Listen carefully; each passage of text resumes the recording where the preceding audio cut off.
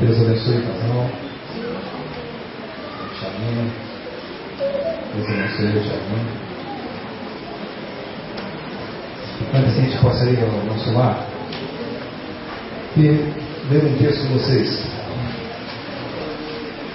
Por gentileza, abra o livro de Mateus. Mateus, o capítulo 10. Mateus, o capítulo 10. Antes de a gente retornar ao nosso lar. Diz assim. Capítulo 9, no verso 37,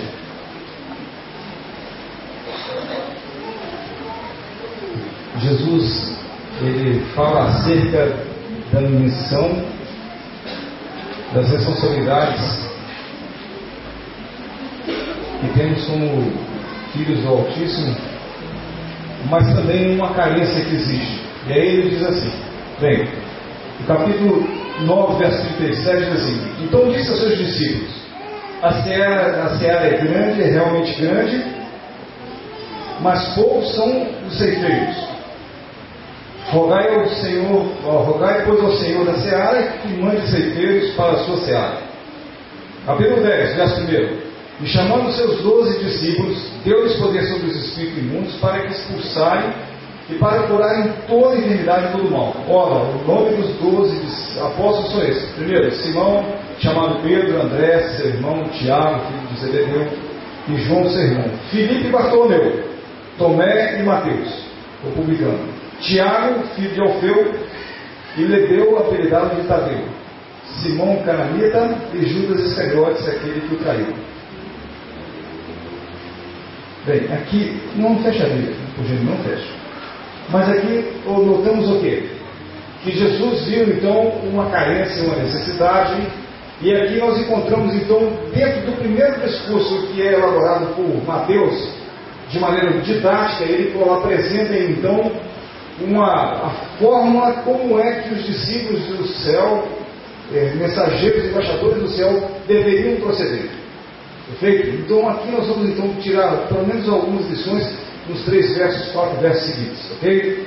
Então eu gostaria que vocês pudessem atentar para alguns fatos, a necessidade que temos hoje como povo, como igreja. O que é? Vou explicar. Irmãos, não dá para continuar como estamos. Precisamos de fazer algo. A nossa vida precisa ser uma vida que tenha significado.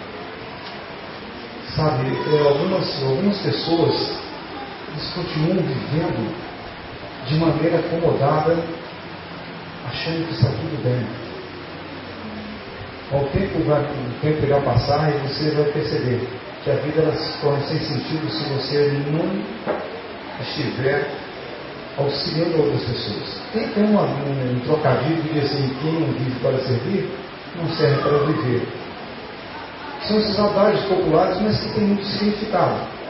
É bom lembrar que esses adágios eles não se perpetuam, não é por acaso. Tem alguma razão. Então é bom lembrar que pode ser que exista verdade num trocadilho desse, e quando nós olhamos o texto bíblico, diz que que pode ter verdade, não, que isso não é verdade. Necessidade de estar servindo alguém, perfeito? Então vamos observar. Cristo chama os 12 discípulos para que pudesse então levá-los a uma experiência significativa, para que pudesse dar a esses homens algo que realmente fosse então marcar a vida deles. E aí então ele chama os 12 e dá o nome desses 12 e diz como é que eles deveriam proceder, considerando que a seara é grande e poucos são os ceifeiros. E aqui nós temos então no verso 5, que diz assim. Então a partir daqui nós vamos então tentar extrair algumas lições. E vamos tentar reproduzir aqui um pensamento que eu entendi como algo significativo. Capítulo 10, verso 5, diz assim: Jesus enviou estes 12 e lhes ordenou dizendo: não ireis pelo caminho das gentes, nem entrareis na cidade dos samaritanos. O que deveriam fazer então? Ide antes o quê?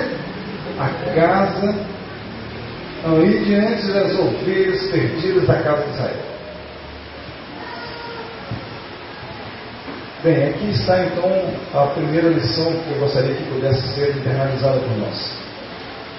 Ele disse que nós deveríamos então primeiro ir aonde? Ir às ovelhas da casa de Israel. O que é que nós muitas vezes fazemos? Nós ignoramos aquilo que está diante dos nossos olhos. Não observamos aquilo que está bem próximo. Eu gostaria de entender por que isso. Qual a razão de nós termos os nossos olhos embaçados para uma lição tão clara, tão límpida, cristalina que Deus nos deixa? Ele diz: primeiro vamos à casa de Israel. Existem muitas pessoas, irmãos, que estão fazendo o seguinte, tentando buscar justificativas para evangelizar outros lugares distantes. Mas por que não falar de Cristo Jesus aqui mesmo? As pessoas que estão próximas a nós. É necessário que entendamos que existe então algo que Deus quer que façamos. Deus quer que façamos algo.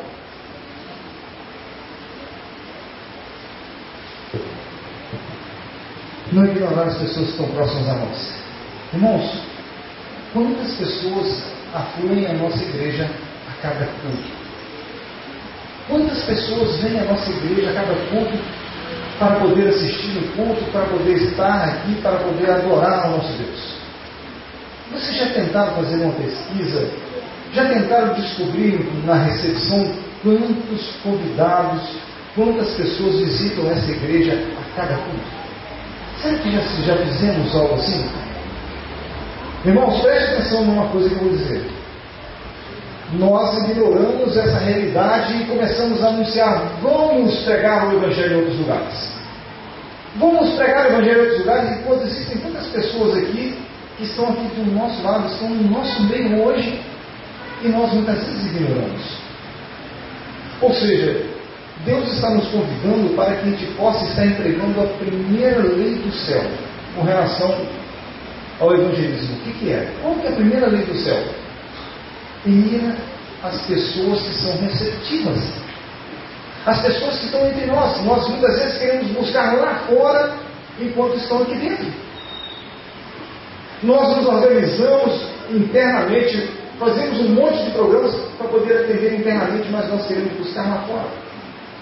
Eu não vou ousar perguntar, mas eu tenho certeza que hoje, nessa manhã, nós temos tantas pessoas que estão vindo à igreja aqui, vieram para adorar ao nosso Deus, vieram para poder estar conosco, são amigos convidados. E qual a atenção que nós dispensamos? O que nós fazemos? Vieram aqui porque estão buscando algo que possa preencher o vazio. Alguns dias atrás, uma pesquisa feita e a entrevista realizada, foi perguntado a um indivíduo que frequentava uma igreja que tem um grande número de seguidores. Assim, escuta, mas por que muitas pessoas afluem a essa igreja? Eu falei assim: olha, pastor, as pessoas afluem à igreja, a essa determinada igreja, porque vem a propaganda e acham maravilhosa essa propaganda. E aí a gente vai. Ao ouvir, ao perceber a propaganda, a gente vai. Mas depois que a gente está lá dentro, e a gente começa a observar qual é o tratamento dispensado àqueles clientes da igreja, a gente sai. Bem, para vocês terem uma ideia, a rotatividade dessa igreja chega ao absurdo de 90%. A rotatividade, vou repetir, a rotatividade chega ao absurdo de 90%, um índice altíssimo em termos de rotatividade. Mas a igreja está sempre cheia. Sempre cheia. Quando ouve a propaganda, a gente vai. Mas depois que conhece, a gente sai. Qual é a pergunta que devemos fazer então? Por que é que as pessoas vão? Essa é a pergunta. Sabe por que eles vão? Sabe por quê? Porque eles aguardam, esperam algo que venha preencher a alma. As pessoas vão à igreja porque querem ser reconhecidas. Elas querem fazer parte do grupo. Elas querem ser importantes também quando estão entre nós. E nós, muitas vezes, ignoramos esse fato.